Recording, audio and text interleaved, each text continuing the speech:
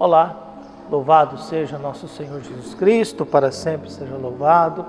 Glória ao Pai, ao Filho, ao Espírito Santo, como era no princípio, agora e sempre. Amém.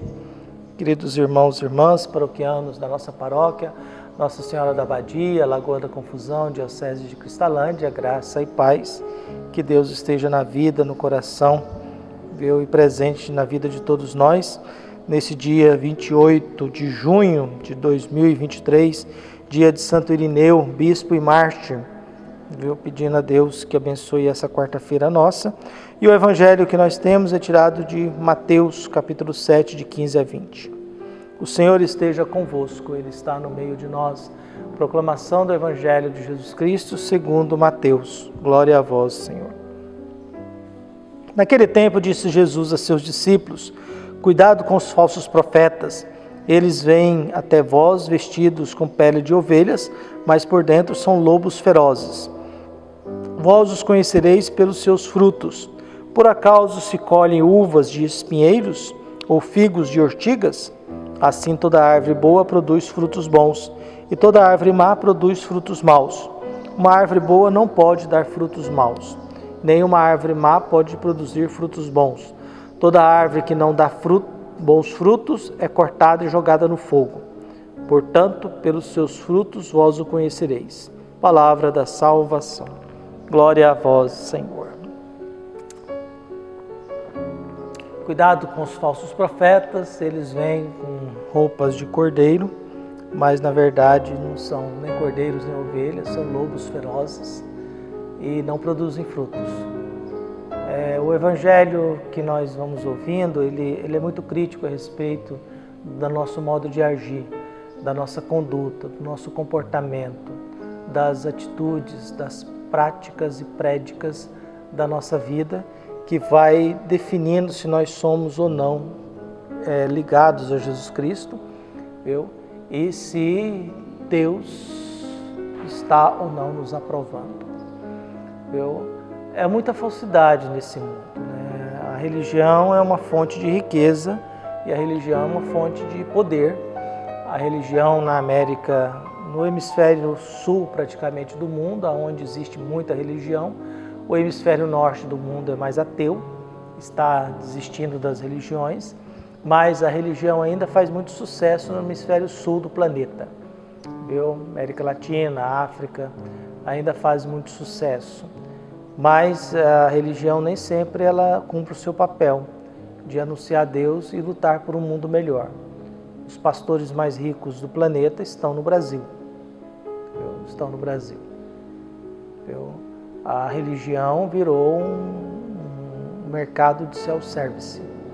Eu saio procurando uma religião que me mostre um Deus que me agrada, ou um Deus que faça o que eu quero, do jeito que eu quero, como eu quero. E a gente vai vendo esse mundo aí com esses discursos, esses falatórios, essas realidades complicadas, difíceis, de gente que usa de Deus para benefício próprio, usa de Deus para fazer o que quer, do jeito que quer, como quer. E Deus vai sendo um self-service, A religião vai se tornando e apresentando um Deus self-service, em que eu vou fazendo um Deus à minha imagem e semelhança para justificar as minhas velhacarias, para justificar os meus erros, para aliviar ou ao mesmo tempo abençoar a minha covardia de viver na desonestidade, na corrupção, em jogos terrivelmente políticos e outras realidades complicadas, delicadas e complexas. Por isso, o Evangelho começa a ser muito mais duro. Cuidado com esses falsos profetas. Cuidado de gente que fala uma coisa e diz outra. Cuidado de gente que não produz frutos. Porque a gente vai reconhecendo a árvore, Jesus insiste muito nisso, a árvore é reconhecida pelos seus frutos. Profetas falsos não produzem frutos de amor, de perdão, de misericórdia, de compreensão. Não produzem. Então, o que a gente vai buscando nesse mundo, quais são os frutos que a minha fé gera? A gente vive no mundo religioso e há muitos conflitos, há muitas dificuldades. E às vezes não há frutos. Há sucesso, né? a fama, a dinheiro, a poder e a tantas outras coisas. Mas frutos, não. Frutos, não. E às vezes nos falta isso. E Jesus vai dizendo, você reconhece uma árvore pelos seus frutos. Uma árvore má não produz bons frutos, só serve para ser cortada e jogada fora, virar lenha. E os frutos é aquilo que eu ofereço para o mundo, para que o mundo se torne melhor. Qual que é a lógica disso? Os frutos não são para si, né? Um pé de abacate não produz abacate porque ele não consome abacate. Um pé de laranja não consome laranja, ele produz laranja para o outro. Então os frutos que a gente produz, eles não são para nós. Os frutos que a gente produz é para o próximo. Os gestos que eu tenho de perdão, compreensão, misericórdia, de atitudes de maturidade, de grandeza, menos birra, eles são consequências de quem eu sou. E por isso a gente pergunta às vezes, quando você chega no ambiente, o que você representa para aquele ambiente? Quais são as atitudes e os gestos que você tem diante da fé que você professa? Diante das realidades em que você se encontra?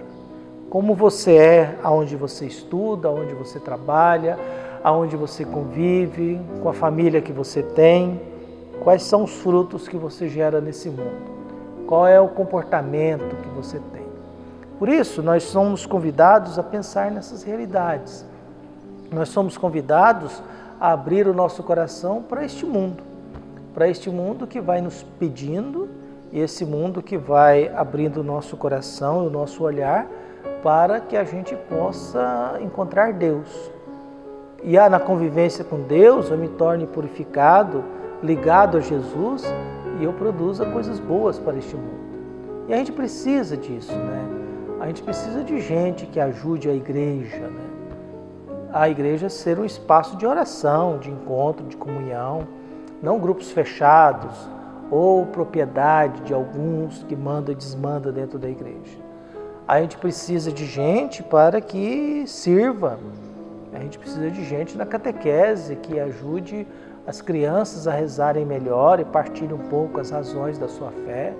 A gente precisa de gente para cuidar aí das famílias que nós cuidamos aí. A paróquia tem 12 famílias que a gente dá uma cesta básica, oferece um almoço, traz para perto de nós. É uma tentativa de fazer um trabalho social, humilde, simples e necessário. A gente luta, a gente trabalha, a gente se esforça e a gente tenta produzir bons frutos, quando o ambiente também permite que a gente produza frutos.